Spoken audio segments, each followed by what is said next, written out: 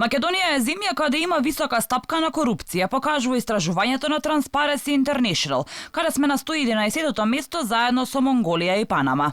Казнувањето на корупција е меѓу приоритетите на САД за земјите од Западен Балкан, вклучувајќи ја и Македонија. Во декретот кој го потпиша американскиот претседател Бајден пред 6 дена, на црната листа на САД ќе се најдат и лица кои се вмешани во криминал и корупција. Секој кој директно или индиректно се впушта во акции или политики кои ги нарушуваат демократските процеси и институции во регионот, секој кој извршил или поддржал злоупотреби на човекови права, секој кој бил вмешан директно или индиректно во корупција или подкуп, вклучително и владени представници на сите нивоа. Дали некој од македонските политичари ќе се најде на црната листа на САД, засега е непознато. Последниве години Македонија ја тресат афери, каде се споменуваат имиња на политички актери. Токму за декретот на Бајден, особено за делот за казнување на корупција, се огласи и председателот на ВМРО ДПМН Мицкоски.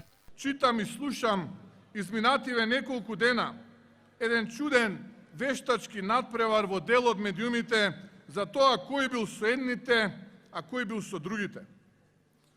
Па дури и дел од оние парааналитичари, слуги на Заев, почнаа да ни редат зборови во уста, а самите тие пишаваат некаква си своја црна листа.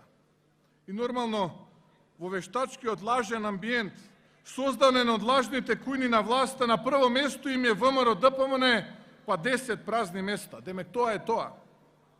А делот во одлуката на председателот Бајден, каде јасно кажува дека се однесува на корупција и криминал, кој ще знае дека е широко распространет и стимулиран и заштитен од власта, не кажуваат ниту збор.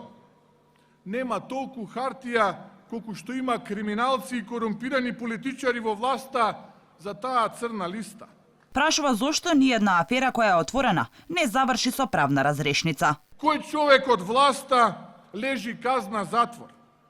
Зошто Заев го брани Рашковски, а судот испорачува и го ослободува? Каде се парите од рекет?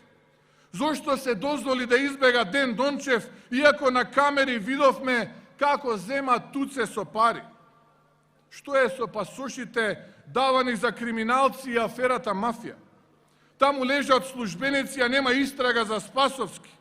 Зошто никој не го викнал вице за рекетот од 250.000 евра во РЕК, додека Ковачевски за сделката е унапреден од директор на РЕК Битола во директор на ЕЛЕМ? Ајде да зборуваме кога станува збор за бранењето на стратешки интереси. Кој може подобро да ги брани или застапува? Јас, кој едно пенкало во својот живот не сум позајмил? Или Заев, аболиран политичар кој украде цела држава?